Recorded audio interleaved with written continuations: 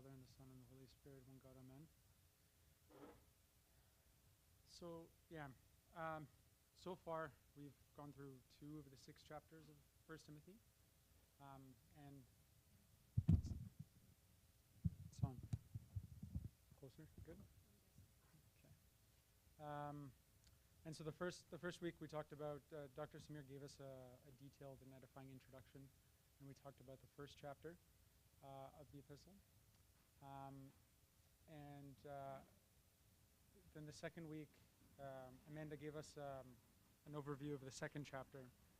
And so thus far, St. Paul has only spoken about church worship in general. He spoke about the importance of offering prayer to all people, for all people, including the pagans, including everybody else, because Christ died desiring to save everybody. He spoke about the need for spiritual people to raise their hands in prayer and to do spiritual work, and that was in 1 Timothy 1:18. And he spoke about being prepared for Christ the bridegroom. So chapter 3, which is only 16 verses long, St. Paul speaks about the qualifications of bishops and deacons. Okay. Bishops and deacons, and the qualifications that they must have. So for me, at first glance, this chapter always looks like it doesn't really apply to me. I'm not a bishop. I'm not a priest. I'm not an ordained deacon. So it's difficult at first glance to relate to this chapter. But what we're going to try to do today through our discussion forum is to read the whole chapter, and then we're going to go section by section and break it down and consider what it is that St. Paul is saying and how each of the attributes or qualifications that he's talking about applies to our personal life as servants of God in other capacities. And so I think that given the chapter is very short, it's only 16 verses, I think we should start by reading the whole thing from top to bottom, and then we'll break it down. So if someone would like to start reading for us. Yeah.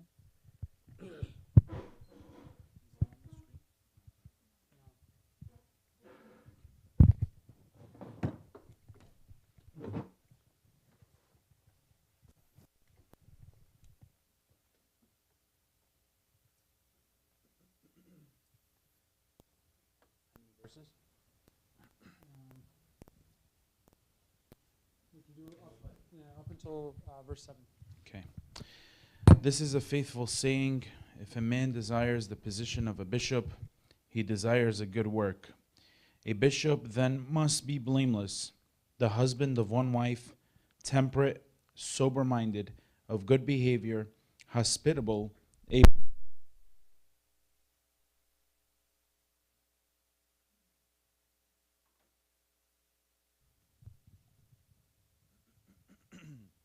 not give. Thank you. Not given to wine, not violent, not greedy for money, but gentle, not quarrelsome, not covetous. One who rules his own house well, having his children in submission with reverence. For if a man does not know how to rule his own house, how will he take care of the church of God? Not a novice, lest being puffed up with pride, he fall into the same condemnation as the devil. Moreover, he must have a good testimony among those who are outside, lest he fall into reproach and a snare of the devil.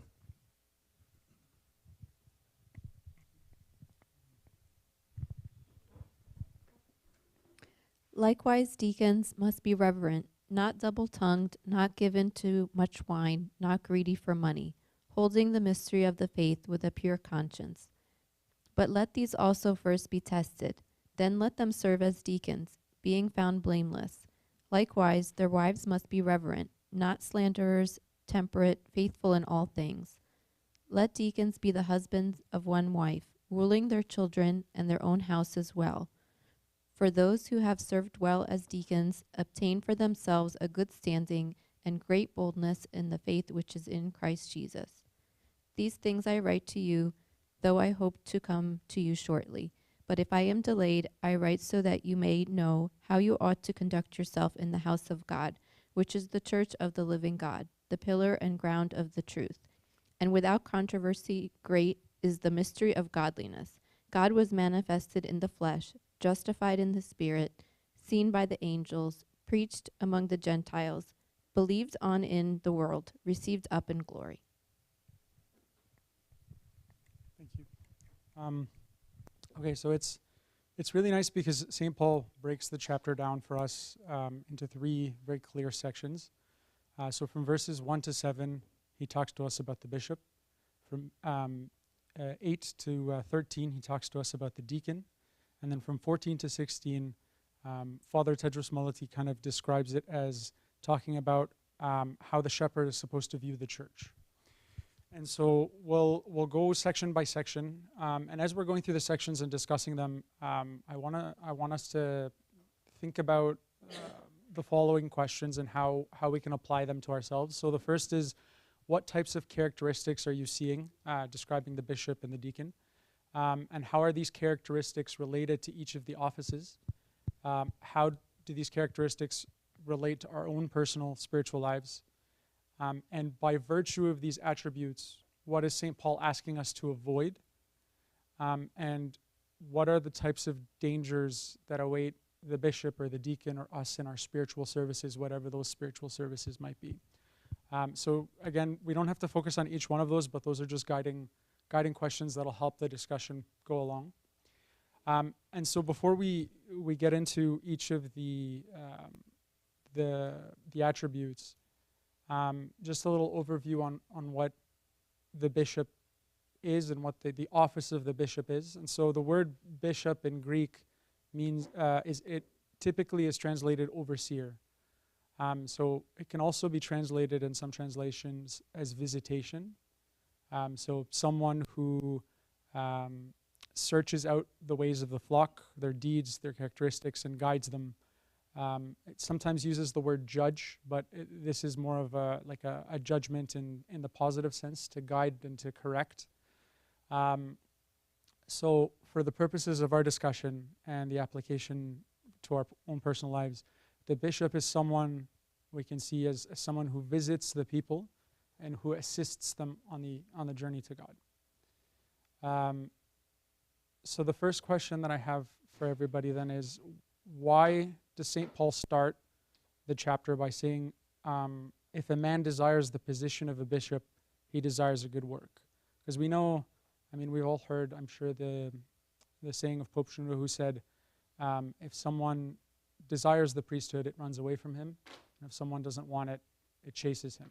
So what is St. Paul trying to tell us here by telling us that someone who desires the position of a bishop desires a good work?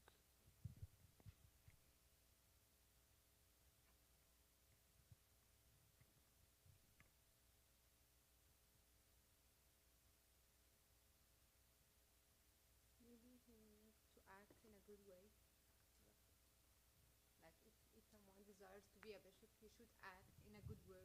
He should act in a good way and do good works, I think. But I was going to ask you the question. In other translation here, it says desires a noble task.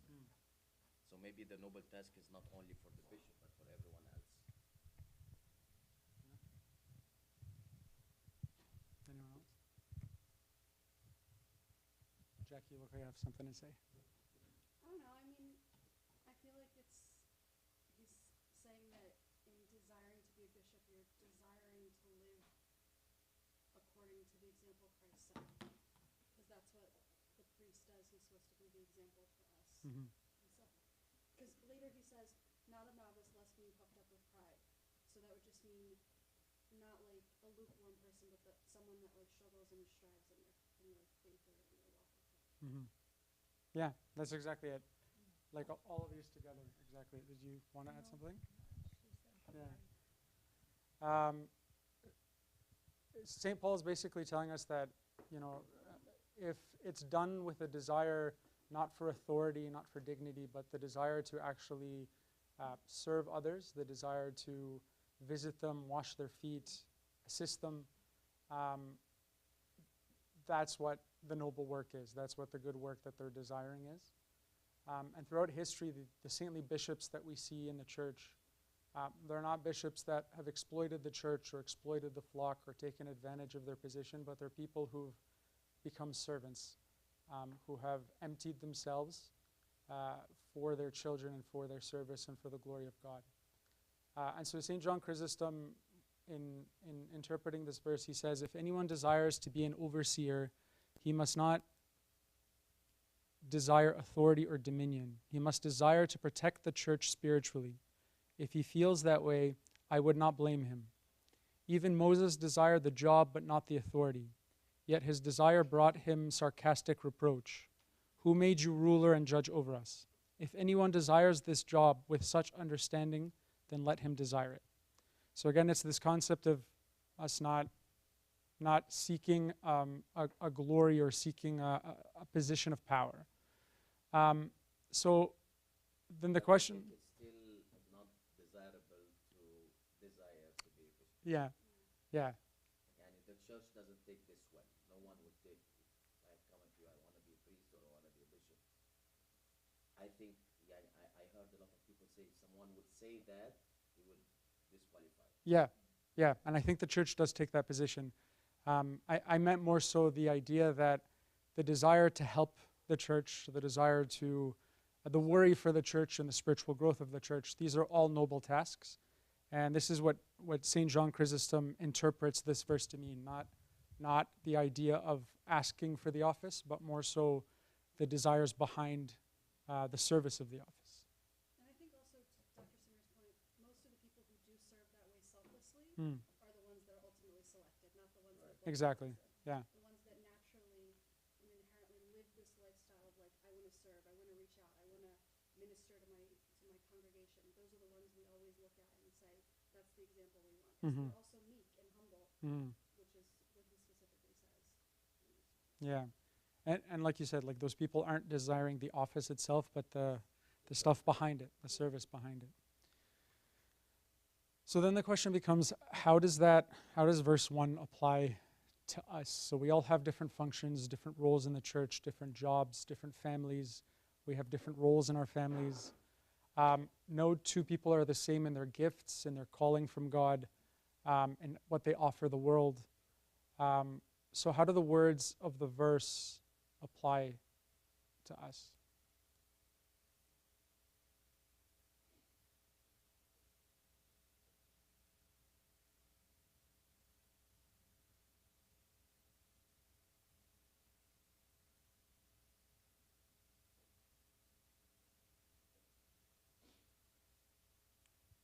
I was just thinking desiring a good work in the use of my talents. So whatever my talents are, using them for God's glory, not for my own benefit. So whether that be, at work, professionally as a Sunday school teacher, as a servant at church or a deacon, just whatever those talents that God has given me with, or endowed to me, using them in service.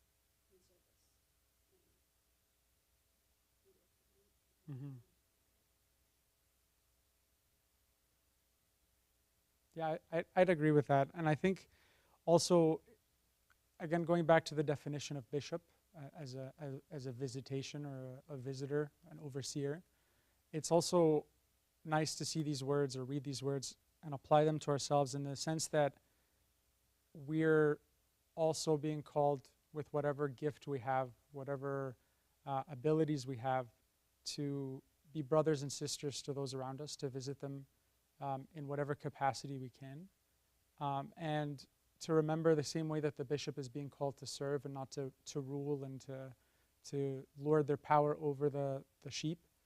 The same way we're not supposed to lord our gifts over other people. We're not supposed to abuse the gifts that we have, but we're supposed to use them to serve equals, or to serve people that we deem better than ourselves. Because St. Paul says in a different part of the book that he's the chief of all sinners. He was called to the grace of God, but he's still the chief of all sinners.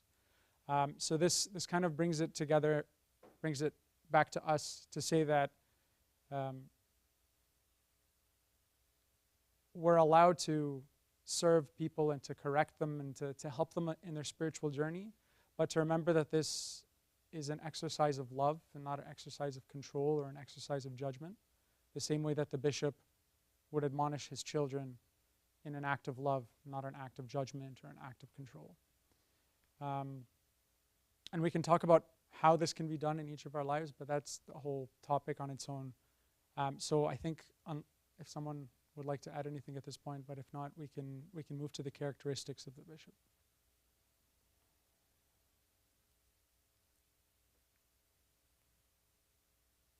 Okay, so St. Paul actually gives us 14 characteristics of a bishop, and we'll go through each one of them quickly. We'll talk about how it applies to the bishop, and then I'm hoping we can have a discussion about how it applies to ourselves.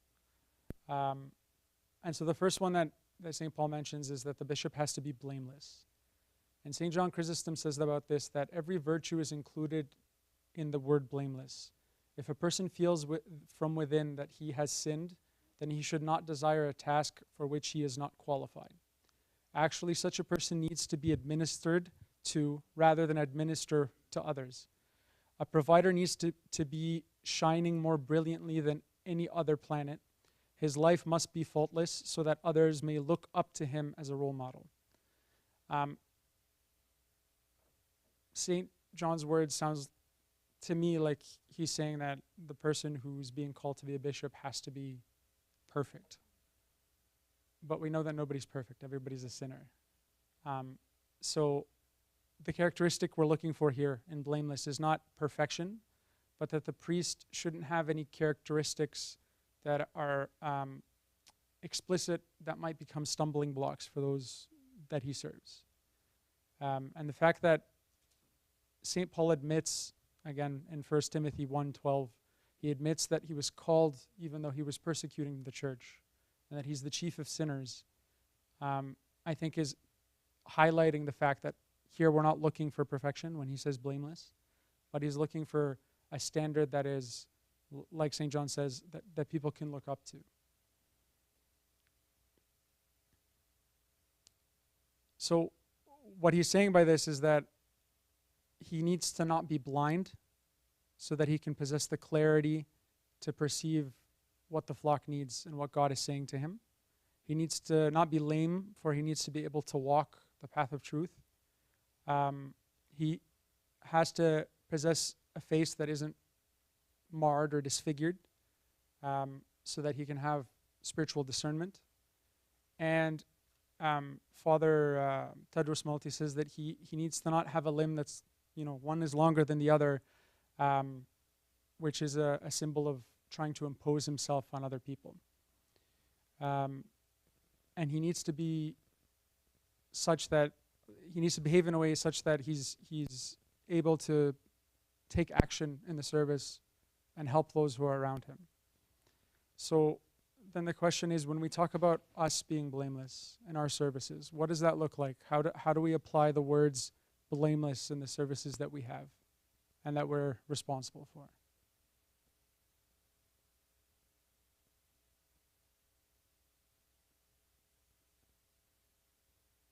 I think it's more trying to be a good role model to the family, to the servants, to the serving others. Mm-hmm.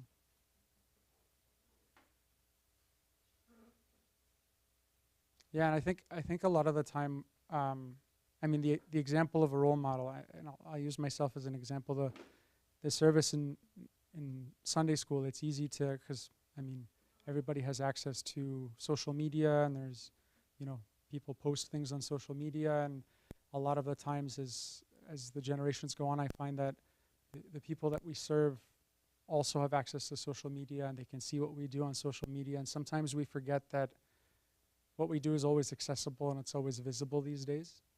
And so again, we're not talking about a perfection in our service or a perfection in our life, but to be an example, the things that we say, the things that we post, the things that we do in in the eyes of those who look up to us or going to look up to us should be done in a way that doesn't give an opportunity for reproach, doesn't give an opportunity for someone to blame or to accuse us of misguiding or leading down the wrong path. Not offending anyone. Yeah. Yeah.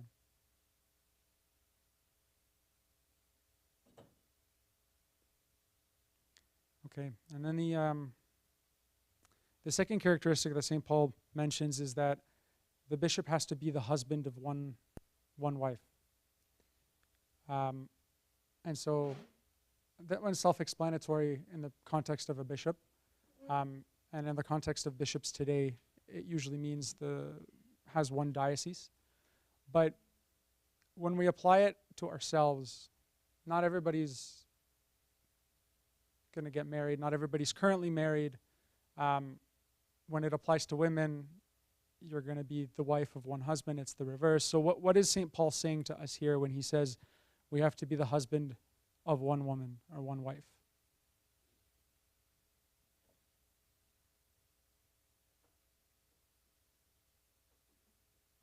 Anyone want to take a stab at it?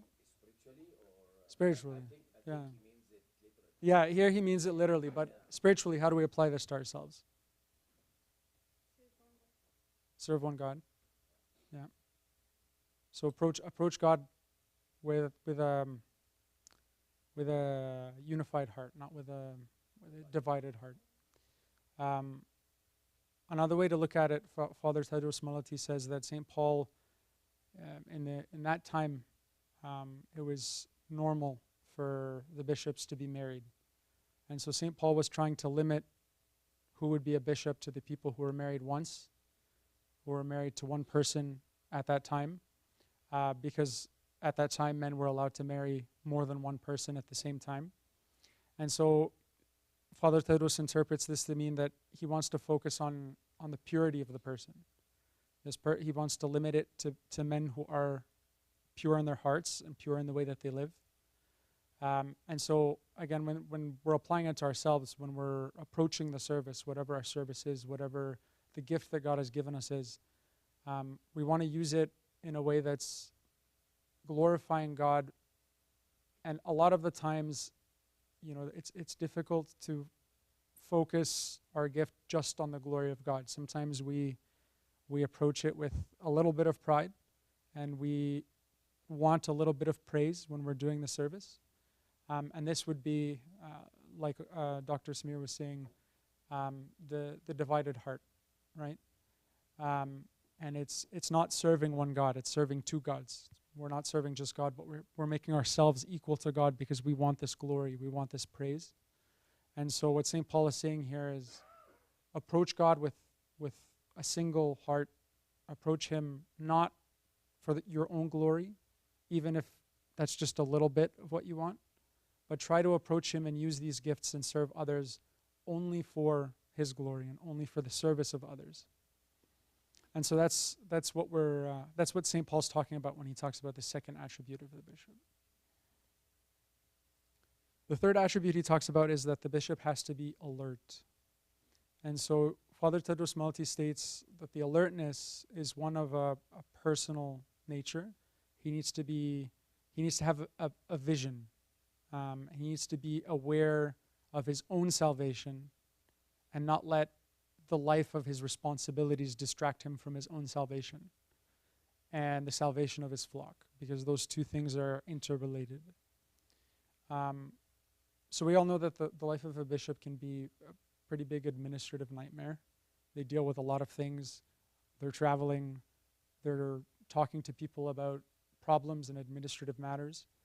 So what he's saying here is that this shouldn't distract them from what it is that the flock actually needs spiritually, but also be alert of these distractions taking him away from his spiritual life and taking him away from the path that leads to heaven.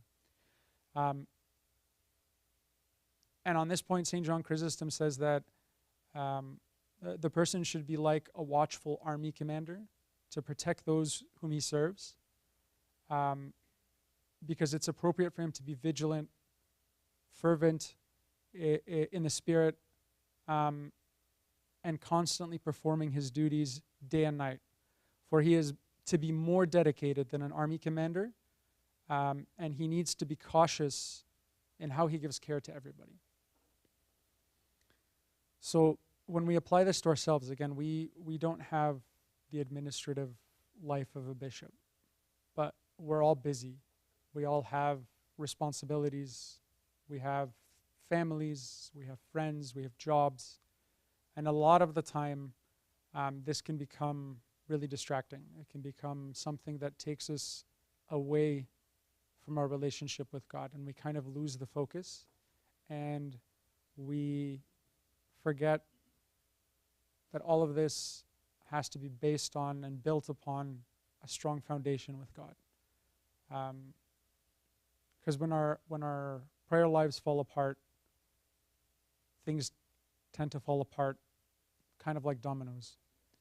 And so here St. Paul is telling us that if we're not alert, if we're not aware of the connection and the intertwining between our spiritual lives and the rest of our life, when we talk about it, when we shouldn't really talk about it as two separate lives, but just for the sake of the discussion, when we separate the two and we forget that they're intertwined, things tend to fall apart for us. Our services tend to fall apart. We tend to focus our service more on ourselves than on others and on God. And we end up misusing the gifts that God has given us, which is a detriment to both us and the people that we serve.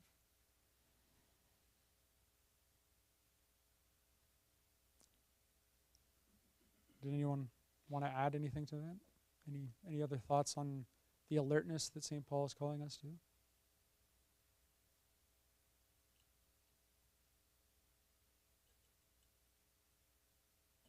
Okay. Not a big discussion group, you guys. Straightforward. Okay. The next one is St. Paul's asking that the bishop be temperate. So here, what this means is that the bishop or the priest, and when we're talking about the bishop, we're also talking about the priest. It's the same rank for the purposes of this discussion. The bishop and the priest need to act with wisdom, with moderation, with discernment, and they shouldn't ignore the person as a whole. So they need to focus on the person's needs physically, psychologically, spiritually. The person is a whole person. They're a whole soul. And they need to be focused on individually and taken care of as an individual person. So the question then is, again, this really applies when we're talking about temperate, when we're talking about bishops and priests. This example makes sense in that context. But when we're talking about ourselves, again, there's a temperate nature when we're talking about not getting angry quickly and not responding poorly to difficult situations or situations that anger us. But also there's a temperate nature in, again, the discernment and the care that we offer to others. The person who, for example, to use Sunday school or any of the meetings that we have at church here, the person who doesn't come except once in a blue moon, we treat them a little bit differently than the person who comes all the time and then suddenly drops off the face of the earth. But a lot of the times, at least again speaking for myself, it's difficult to figure out what each person needs, and it's difficult to figure out how to reach out to different people and offer them what they need in the time that they need it. And this is the temperate quality that St. Paul is talking about.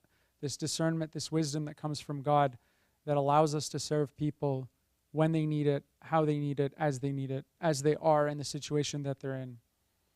And again, this comes through much prayer and much, difficult work in the service. But it's a gift from God that God grants the servant who asks for it. Do you think there's a reason that St. Paul didn't specifically write anything for the priest? He mentions the deacons later. To be honest, I haven't read the rest of the chapter, so maybe he covers it later. Yeah, I mean, St. John Chrysostom asks this question, and he says that other than the ability to ordain, the functions of both the bishops and the priests are identical. And so for the purposes of giving instruction, he's talking about the highest rank, the bishop, but he's not focusing on any distinction between them because there's no need for the distinction in the terms of the list. That's actually a very interesting question. I don't know if there were priests at that time. Maybe there were no priests at that time. Maybe there were only bishops and deacons. I don't know. It's just it's interesting to search for this. But as Karas is saying, it's the same role. يعني liturgically, sacramental, it's the same role. So maybe at that time, I really don't know. Maybe at that time there were no priests. Yeah. Don't recall that I read that St. Paul ordained Priests. ordained bishops. I hadn't considered that. So maybe it's because Christianity got very much big, so there was a need for the bishop because the bishop cannot function by himself. That's why maybe there is the priest who work under the bishop, and then this system, organizational system or administrative system, there is a need for it because of the increased number of Christians. But maybe at that time the number of Christians were not that much, and the bishop will do the same job as the priest. Maybe again, it's just an idea. I also thought like just simpler. From a linguistics perspective, there were high priests in the Jewish faith at the time. There were no deacons and bishops as ranks in Judaism, and so maybe it was just linguistically to differentiate one religion from the other. Because if you said priest at the time, most of the time you would assume it was Jewish. person. And then later, with all of the new, like all of the additional religions, it's like they try to make common titles. But I don't know. Mm. That's just me. Right, that's teaching. So maybe these first books was related to the bishops and deacons, not for the priests. Maybe, yeah. Very interesting question, though. Yeah.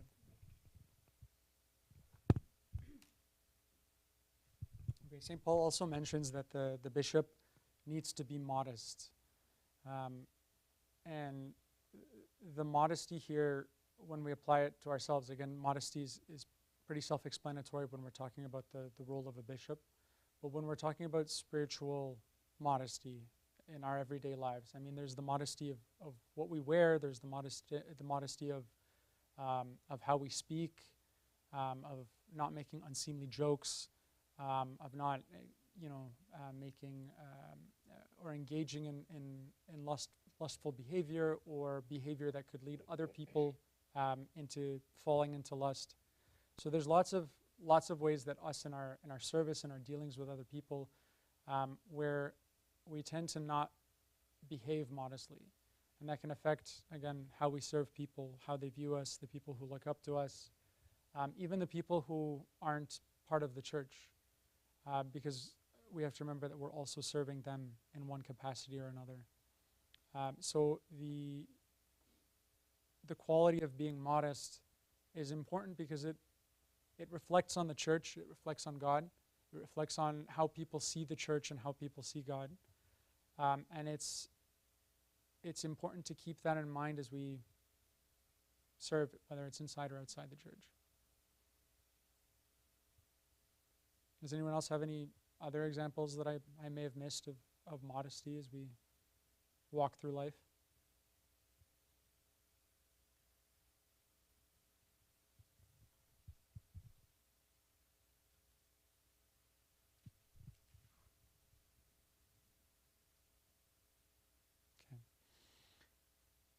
The next one St. Paul mentions is that the bishop must be hospitable. And again, this one is pretty self-explanatory when it comes to a bishop. I mean, when I read that, the first thing that comes to my mind is Emba Brom, Bishop of Fayoum, how hospitable he was, how giving he was to anyone who needed money. And I mean, that could be applied the same way in our lives, but I think it can go deeper than that. Hospitable in how we welcome new people to the church. hospitable in our daily lives at work, and how we approach people who are having a rough time or who are having a difficult time, in their personal lives, or how we are hospitable to people that we see on the streets, or the poor, or the people who ask us for any kind of help.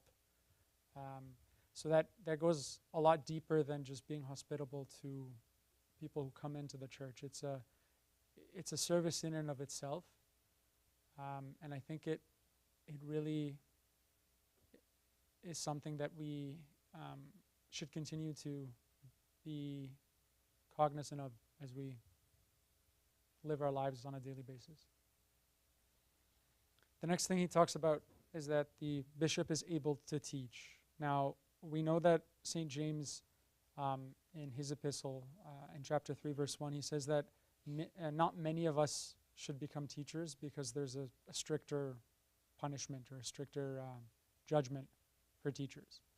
So when we talk about ourselves and how to apply this spiritually to ourselves, the ability to teach, I think that the question here is that the characteristic is an ability to teach through our actions, not through our words. An ability, it's not about standing at the pulpit and, saying sermons or doing Bible studies or teaching Sunday school, but it's more of a, in the words of St. Francis of Assisi, preach the gospel always, and if necessary, use words. So it's this idea that no matter where we are, no matter what we're doing, no matter who we're talking to, teaching people about God through our actions, through our behaviors, through the way we speak, not necessarily the words we use, but the way we speak. All of this is an ability to teach, and all of this is a service to other people, whether, again, it's the people that we serve in the church or the people we serve outside the church in any capacity. St. Paul also mentions that the bishops should be sober-minded, and he warns the bishop against... But this idea of able to teach also, like teaching, is a function of the bishop. Of the bishop. Right, yeah. Other than the idea of teaching by your deeds. Yes, yeah. For the bishop, it's right. Very direct, yeah. I meant more so for the spiritual application for us, yeah. Because we're not all called to teach the way a bishop does. And he mentions that the bishop should be sober-minded. So he warns the bishop against indulgence in drinking. And this command to be sober-minded, St. Jerome describes this as an avoidance of arousing the lust of the flesh, which diminishes the purity of the bishop. And so the purity is expected of a bishop, and it aids in his service. And so this is why St. Paul seeks that the bishop be sober-minded. So when we apply this to us, I mean, again, it can apply directly when we talk about not overindulging in drinking, because it can have the same effects on us, the same arousal of the lust of the flesh and the same diminishing of the purity. But also, it means that we have to be careful about indulging in anything. This idea of being sober-minded by living in moderation, because anything in overindulgence is problematic, whether that's other substances or certain behaviors or even our sins. These all muddy the minds, and the muddying of the mind clouds the mind and stops the mind's ability to see God, to communicate with God, and to hear God. So this idea of being sober-minded is important, because if we, in our services, are unable to hear the voice of God or to speak with God, again, just like the dominoes, when our relationship with the life is severed, we end up losing the life that we have in us. And it affects the people around us, it affects us at work, it affects the service that we have, and people can tell because that light isn't shining through us anymore.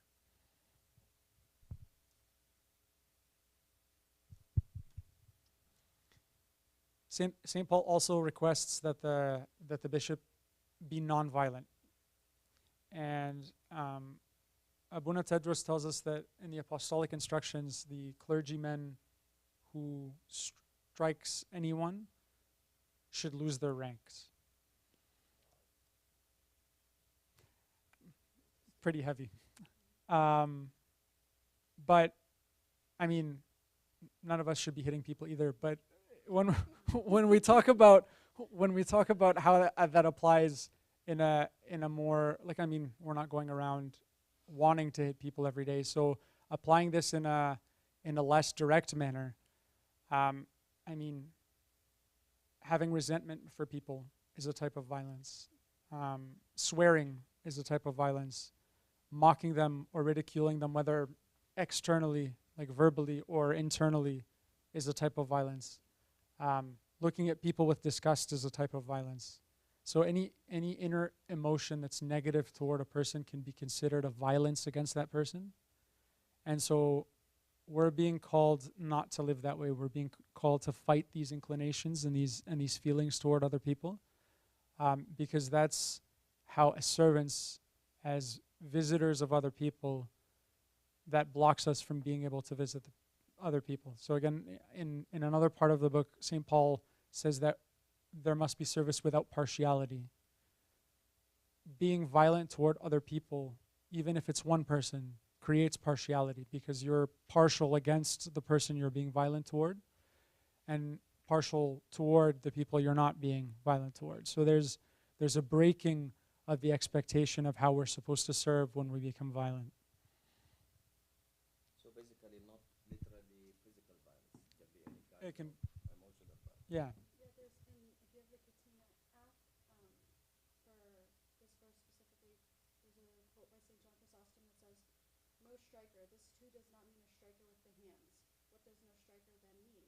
Because there are some who unseasonably smite the consciences of their brethren." Right. Mm. So is that like, with your words, or with my words, I'll smack you with violence?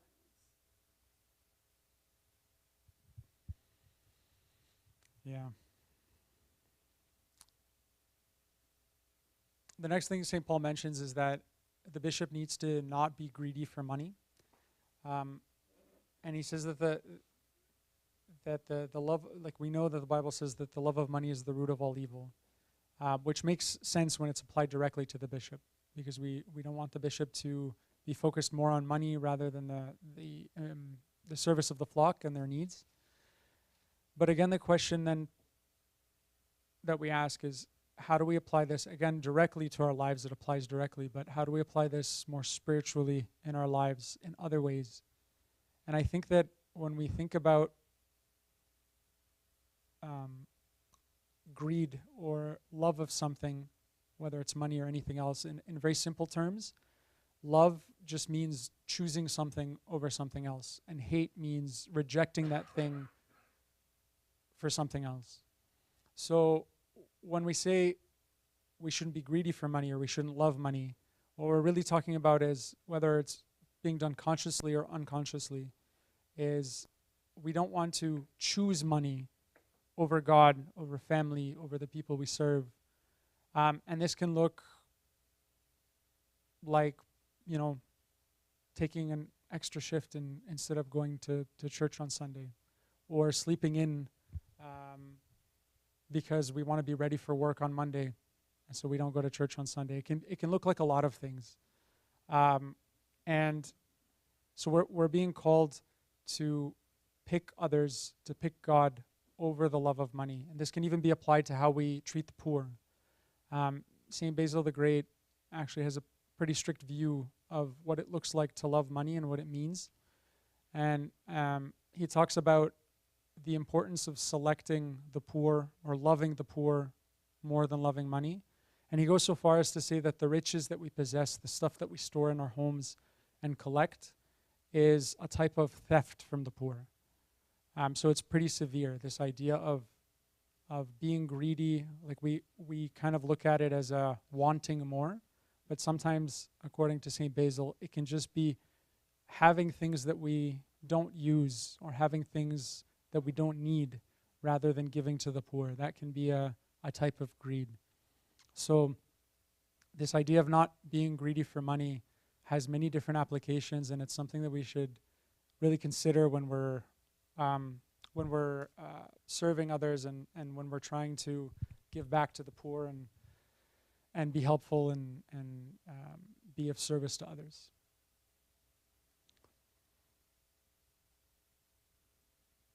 St. Paul also mentions that the bishop should not be quarrelsome. He should be gentle. So when we're looking at people who are gentle or people who are quarrelsome, the characteristics that those types of people have tend to be very opposing. The quarrelsome person is in your face, tends to want to have the last word, wants to be right, is arguing for the sake of arguing as opposed to arguing to learn or to get to a conclusion or a resolution. And so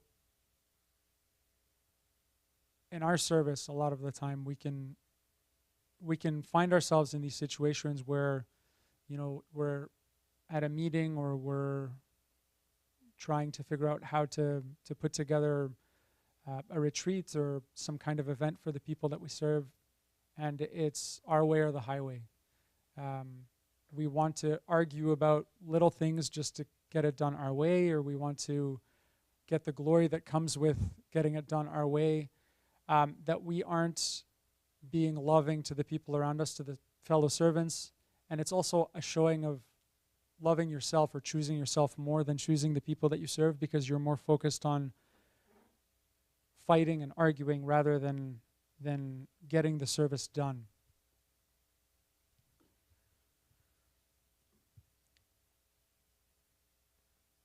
The next thing that St. Paul mentions is that the bishop should be a ruler or someone who rules his house well. And this one, again, when we go back to what it meant literally at this time, is that the bishop had a wife, he had a family. And so applied directly, we should be able to take care of our families and be able to take care of those responsibilities, whatever they are at home. Because if we can't do that, it'll be a lot more difficult for us to serve in the church, because that's a much more, it's a much more difficult, spiritual service is very difficult. And so if we can't take care of those who are under our care already, how can we be entrusted with more? But it also means that on a very spiritual level, it means that if we can't take care of our own spiritual life, our own spiritual rule, if we can't take care of our fasting and our prayer and our reading of the Bible, if our spiritual house isn't taken care of, if it's in disarray, our service, like we've been saying, will be in disarray. And then just putting the last two together, he says that the person must not be a novice and they must have good testimony among those who are outside. So not being a novice is something, in this context, they must be someone who have already served in some capacity and someone who knows what that service looks like. We can't throw them in because a lot of the times that can lead to arrogance, and it can lead to a falling that comes with the arrogance, because the fall comes after the pride. And so what he's saying here is he wants people who are spiritually mature to be in the service and to be bishops and priests. And it's important that he mentions that they have good testimony with the people who are outside the church, because that shows that the people who are being appointed to become bishops, even the non-believers believe that they're good people. They have attributes and traits that people outside the church can praise and can attribute to God and attribute to their role in the church. But if people outside the church have real accusations against them, we're not here talking about false accusations that people bring against the church or against the righteous people of God, but real accusations of their misdeeds or poor behavior, then that's not evidence. That's evidence not of their goodness, but of perhaps the lack of their blamelessness, like we were talking about at the beginning.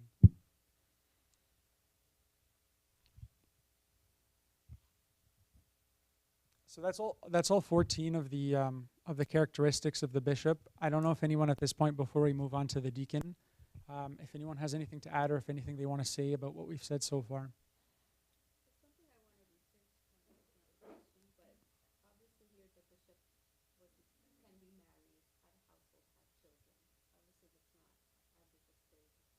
Mm-hmm. So I want to research like when and how this changed, like whether it was with the deacons of the church or just something that happened historically that did that type of thing. So just something that piqued my interest. Yeah, that's a good question. I'm not sure if you know the answer to No, that. I don't know when, but I know that because the service became big and a bishop cannot take care of a diocese and his family, that's why the church now does not allow this. That's when, I don't know. Is it the schism? Sorry. Yeah, I mean, the reason why bishops don't get married now is because the bishop becomes very busy with the service in the diocese. That's why they cannot take care of the service in the diocese and at the same time of the house and their children. So that's why the church decided that the bishop will be no longer married. That's when this decision happened. I don't know. I mean, I know that I think it was one of the ecumenical councils, they had discussed whether priests should be married or not. Could it have been linked to that time, or? Yeah. I can Google. I don't know if you're gonna get anything. Your questions are very interesting, you know. Let you know when I find out next week. Yeah, please do. Yeah, it's interesting. I'm sure it's historically has something. Yeah, something, but what it was, we don't know. Yeah. Anyone else? Okay. The characteristics of the deacons, actually, a lot of them repeat. So we're not going to go through them all again because insofar as they repeat, they're all pretty much the same. The description and the way they apply to us is the same. So there's two that the deacon has that were not mentioned for the bishop. The first is that he should be reverent and not double-tongued. So St. John Chrysostom says about this that the words of St. Paul indicate that the list, not double tongue implies that they should be free of hypocrisy, they should be free of deception, because there's nothing more demeaning to that person and to the service that they have than dishonesty and being a hypocrite. Because the hypocrisy, like we said before, this idea that people look up to us when we serve, or even when we're in our jobs or in the world in any capacity. When people look to us and they see hypocrisy, speaking in one way and doing something else, standing for one thing and not practicing that, it tends to be a barrier to people gaining salvation. It repels them from the church, it repels them from God. So the deacons who were directly serving the people, helping the bishops directly serve the people when the bishops couldn't, if they were double-tongued, if they were hypocrites, then, or if they were trying to deceive people, then it was going to harm the people that they served. It was going to repel them from the church. And I think that applies directly to us. I don't think we need to delve too much deeper into that. Did you find something, Dr. Samir? Well, it says here 1066 and then reinforced in 1139. So that's way after. Way the after. So Okay. Interesting. I don't know how much I trust Google, but Hmm. that's what Google says.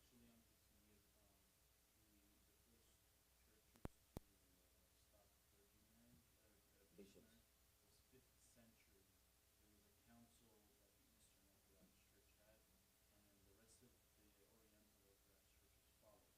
Mm.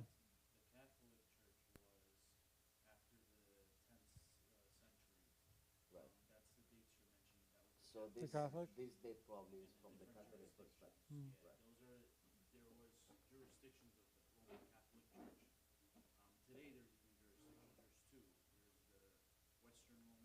In the Eastern. So from the Orthodox perspective, it started in the 5th century. From the Catholic perspective, started 11th century.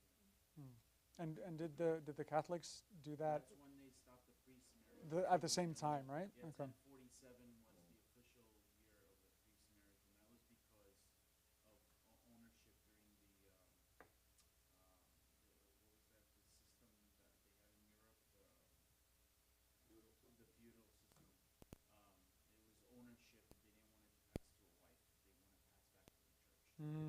Okay.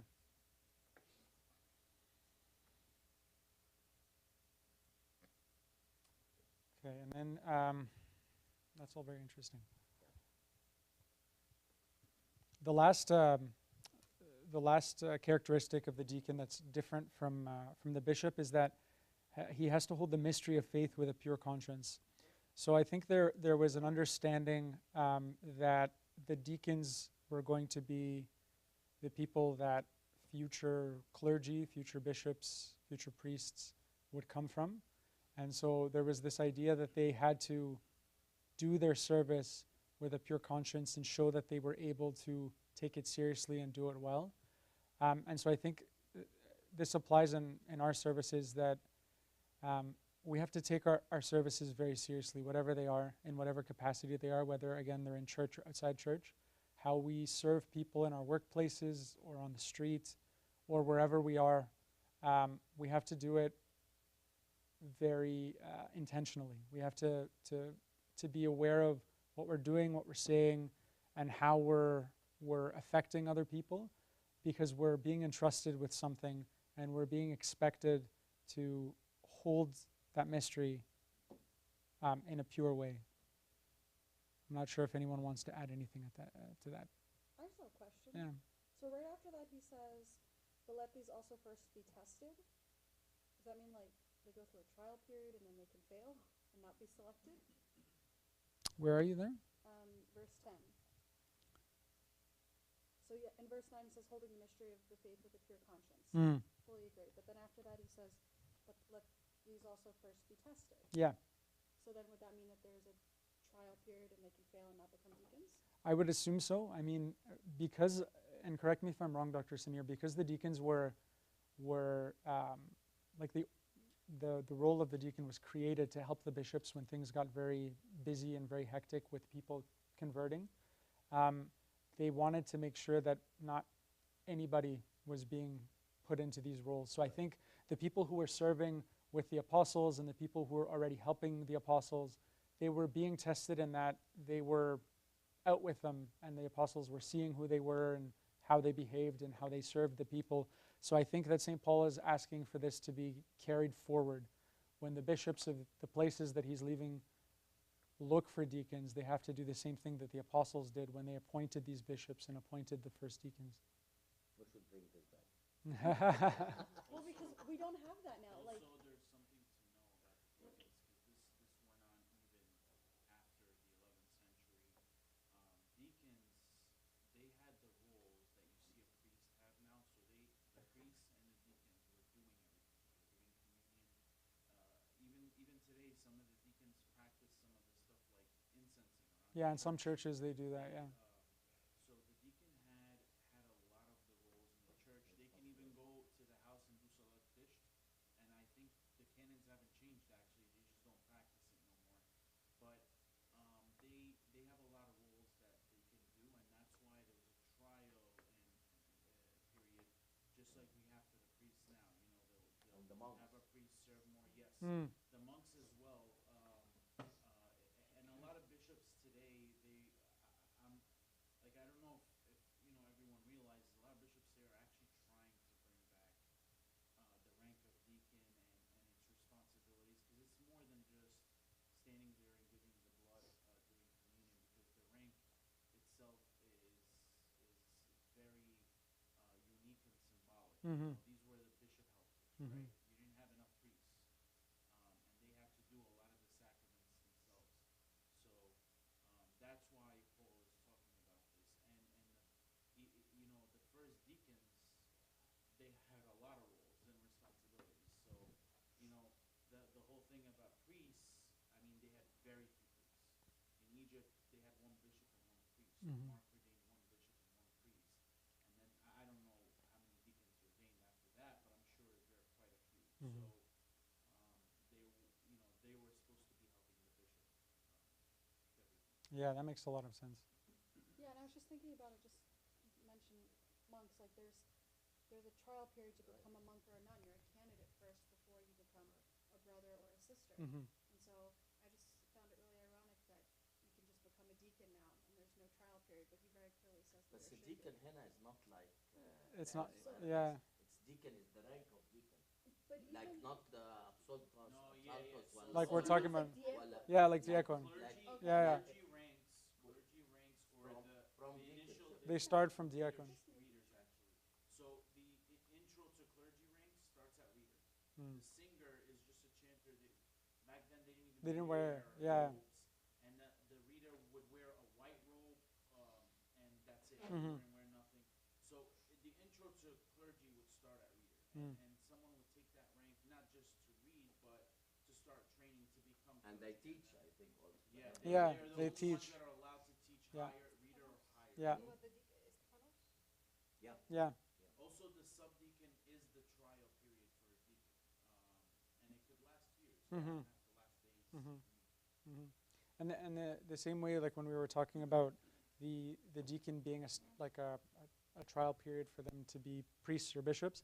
I mean, correct me if I'm wrong, but I think even today, before someone's ordained a priest, the day before they're ordained a deacon, Right. they have to go through that. I mean, they've already gone through their trial phase, and the bishop knows. Or on. Yeah, sometimes it's. Oh, is it on the same day sometimes? Yeah. Oh yeah. Actually ordain them right before the service starts. Yeah. Oh wow. Yeah, it is very interesting. But I didn't know all about the deacons, Mina. Thanks for sharing that. I think this is all happened because of the need of the service. Hmm. Because as Mina said in the beginning, one bishop and one priest were enough. Yeah. With the spread of Christianity, there is more need for priests, Mhm. and with the priests are not enough, so there is a need for deacons. Yeah. So it's all adapted because of the need of Of the church. service. Yeah. Yeah. Is there a specific reason why some of the ancillary roles of deacons that Mina mentioned are no longer practiced in the church today? No, it's because of the amount of priests, Jackie. So the increase of priests, now the priests, there's many of them. So the church didn't feel the need to train deacons to do what the priests are doing, but the canons haven't changed. So like in the Church of the Sepulchre in Jerusalem, you ever see the videos? The deacon is the only one allowed to go to the front with the incense to the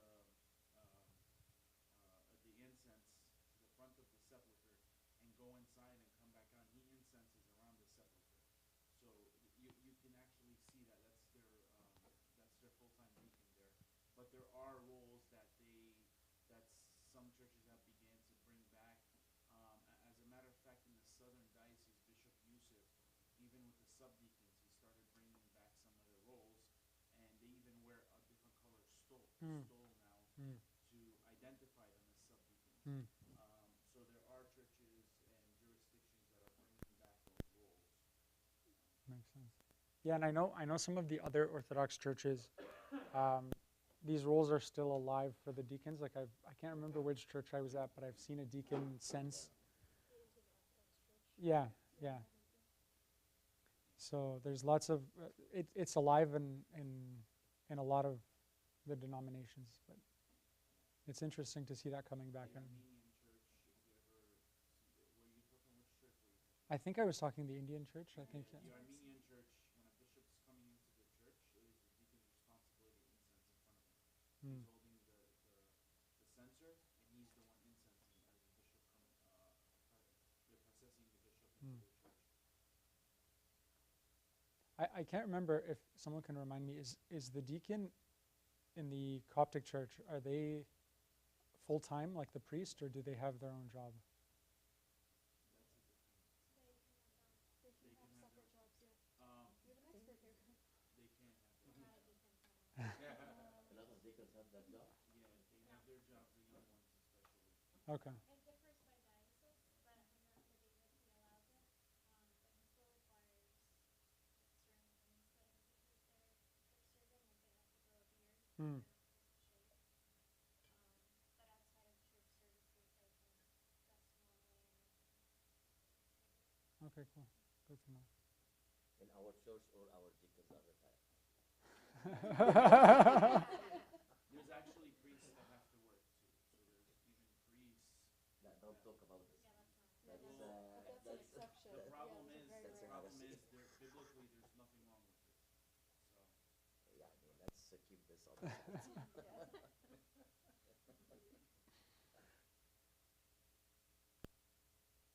I'm all done, so if anyone has any other questions or comments, we can, or discussion points.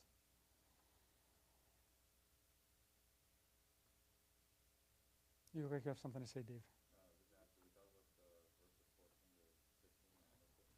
No, we didn't. But Abuna Tedros says that these are more words of encouragement for Timothy to make sure that he's not frustrated with the difficulties of his service. When he says, I hope to come shortly, but if I'm delayed, I write to you that you ought to conduct how you ought to conduct yourself in the house of God, which is the church of the living God, the pillar and the ground of truth. So he's asking Timothy to exert greater effort in the ministry and to remember what it is that he's supposed to be doing, because if he doesn't do this, it's going to be the cause of problems in the church. And so, I mean, we can apply this to ourselves in much the same way. Like a lot of, it kind of goes back to what we were talking about on Tuesday after we read the If You Love Me by Abuna Metta. This idea of wanting to run away from the service when we're tired or when we're struggling or when life is tough. I mean, it's a normal human inclination, but this encouragement from St. Paul to St. Timothy is one of, very similar to Abuna Metta, where he was saying, keep going. The things that are coming that can be a source of death, if you hang on to God, they'll be a source of life. And so I think what Abuna Tedros says here is that it's similar to that. He's exhorting him, saying, I want to come and I will come, but if I'm delayed, don't lose hope, keep going, because there's good to come out of that struggle, and God will honor that struggle.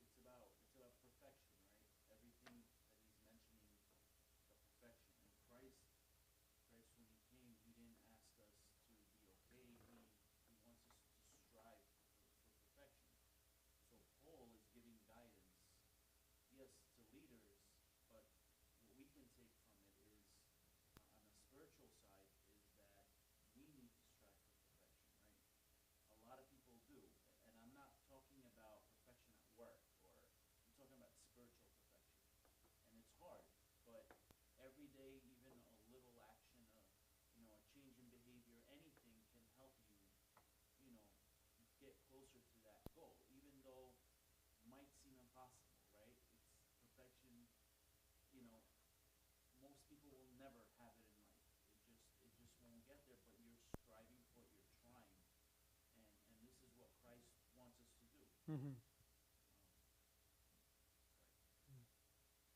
No, don't be sorry. Thank you. And even when he says great is the mystery of godliness, and without controversy, great is the mystery of godliness.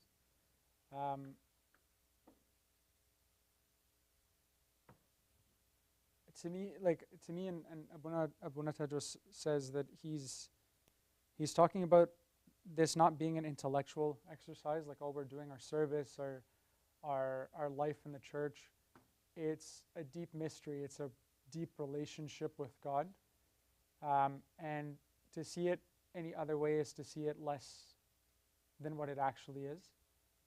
And so he's calling Timothy to really focus on the spiritual, the deep mystery of what it is to be a bishop and what it is to be serving other people. So I think that's also nice for us to remember, because sometimes service can be just a thing that we do to check a box and say that we did it.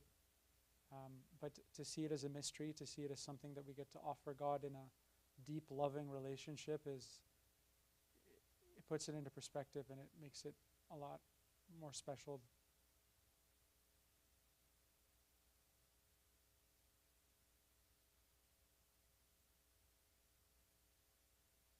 I was just thinking, like, with all of these things that are requirements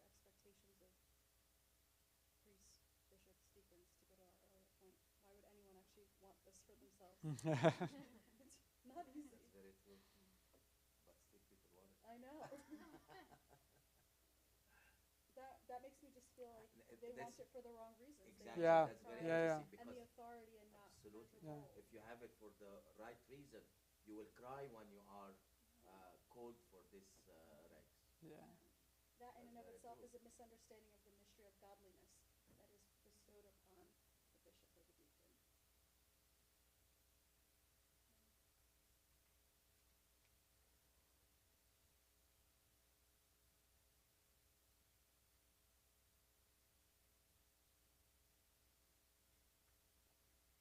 Thank you. Thank you. Glory be to God forever.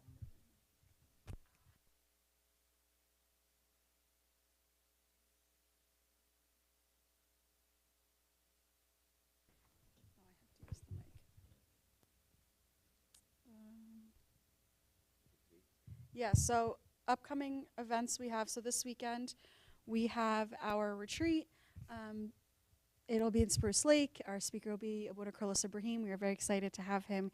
He is here currently in New York. So, yes. Next Thursday, we will have the continuation of Bible study with 1 Timothy chapter 4. And then Monday night, this coming Monday night, we will be blessed to have Abuna Carlos as well coming and continuing sort of speaking in addition to the retreat. And I think that's it. Oh, yes.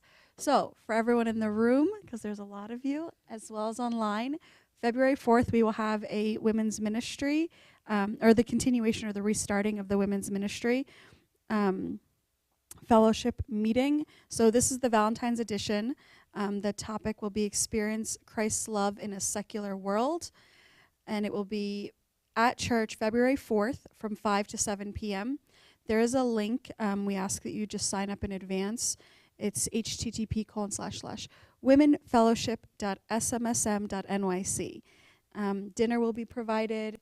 I'm very excited to have this service come back. I know it was really a huge blessing before. And sorry to all the gentlemen, you are not allowed to attend. This is women only. But maybe if there's enough male interest, you guys can start your own men's fellowship. And that's it. Yeah, with a bonus blessing. Next week, Bible study is just. Oh, yay, that's exciting. So 1 Timothy chapter 4 will be with Justin. See you all next week.